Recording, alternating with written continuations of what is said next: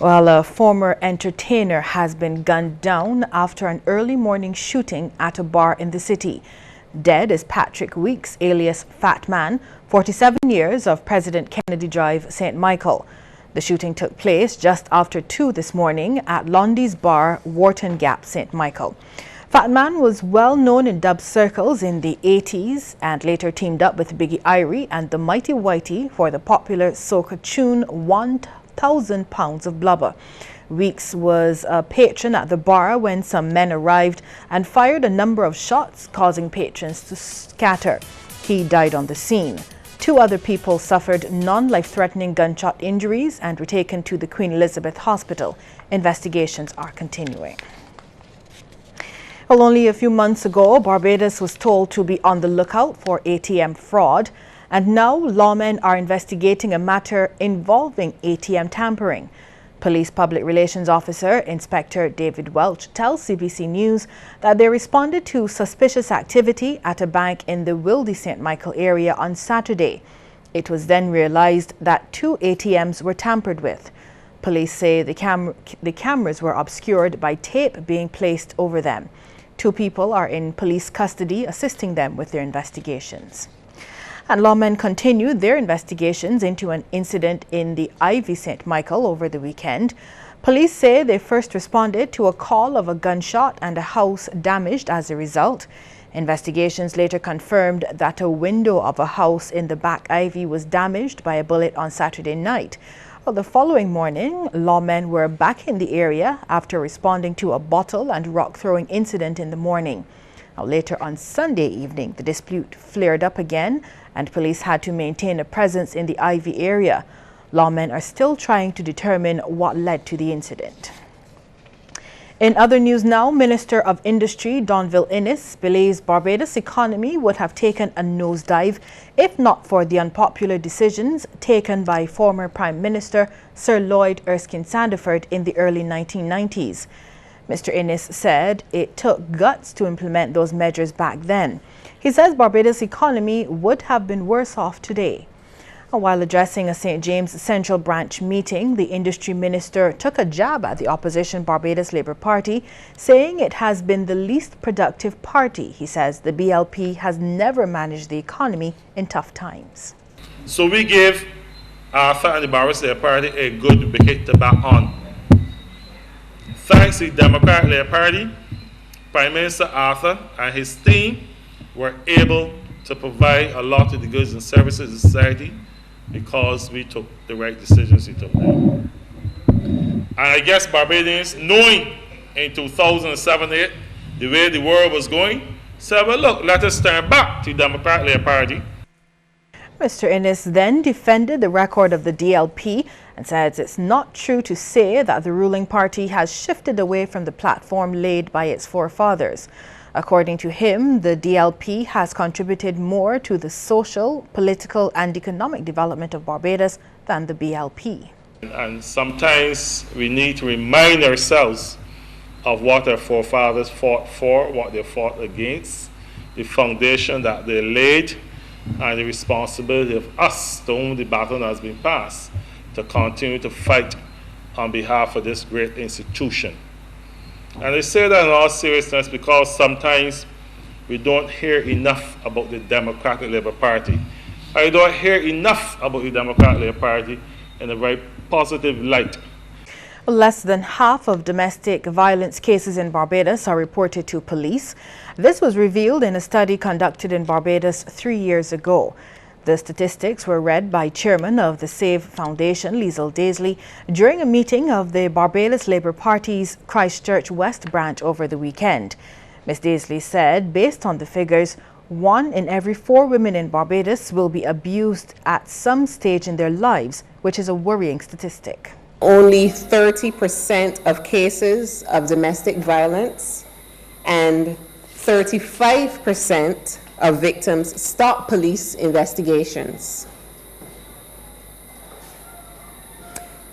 74% of victims feel that the law does not do enough to prevent domestic violence, and 76% of victims feel that the court's response to domestic violence is not relevant. Community Relations Officer in the Royal Barbados Police Force, Station Sergeant Stephen Griffith, also addressed the meeting. He said one of the major challenges police face is prosecuting the perpetrators of domestic violence. Recently, about 2 years ago, I intervened in a matter where the police responded at my call to a domestic matter, and the man was charged the night, and the case was withdrawn at 9 o'clock the next morning, without any evidence at all being heard. Many of the challenges is that it is difficult to tell a woman when to leave a relationship. Detection of breast cancer is no longer just a priority for Barbadian women. Men are also now playing their part. According to chairperson of the Barbados Breast Screening Program, Dr. Shirley Jagru, a growing number of Barbadian men are now helping their partners in detecting potential problems. She made the comment during a special 5K walk, 5K run and 10K run event at the Garrison Savannah in support of breast cancer awareness. Thousands of Barbadians of all ages took part in the 3 events. I've watched it grow over the 14 years. It has grown. I mean, it's just snowballed. And you know what's the good thing about it? Is that women have become so aware, and they're conscious of other women being aware. So they're spreading the news. And the other thing that I found very interesting within recent times is that men are checking their partner's breasts and tell them, you know, I didn't find this there before, check it out. And we have picked up a few from that. So, you know, it is really snowball and it's doing very well. And I consider this program really and truly blessed. While Dr. Jagru was extremely happy with the large turnout, which included Dame Billy Miller, Minister of Labour Dr. Esther Bayasuku, and Dr. Carol Jacobs.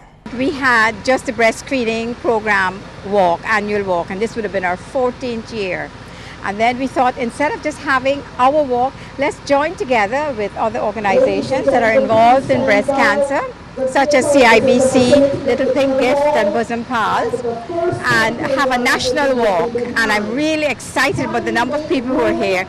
We made 4,000 t-shirts and about 3,000 is already sold. We just have about another 500 left here. So I think people are really looking forward to this, and I'm so happy that they've come out to support the breast cancer awareness. Regional news now. The German government remains committed to offering financial assistance to the Caribbean to help adapt to all adversities resulting from climate change. This from German Foreign Minister Hans-Dietrich Genster, who says in excess of 30 million euros have already been allocated to assist in this regard. Mr. Genster says climate change is one of the foremost challenges affecting the world at this time. He made the comments during a reception at the Clubhouse Royal Westmoreland, celebrating the 23rd anniversary of Germany's reunification. The cocktail reception was attended by Governor General Sir Elliot Belgrave, Chief Justice Sir Marston Gibson, and scores of other distinguished dignitaries. Since 2010, Germany has pledged over 21 million euros to CARICOM for adaptation to climate change in the Caribbean. Only last year, our Federal Ministry for the Environment has committed sizable funds to develop adaptation strategy programs. In addition, Germany is supporting the Caribbean Challenge Initiative with funds totaling around 30 million euros. Mr. Genster added that in addition to climate change, his government's economic programs with the Caribbean cover areas such as renewable energy, HIV and AIDS prevention, as well as export promotions.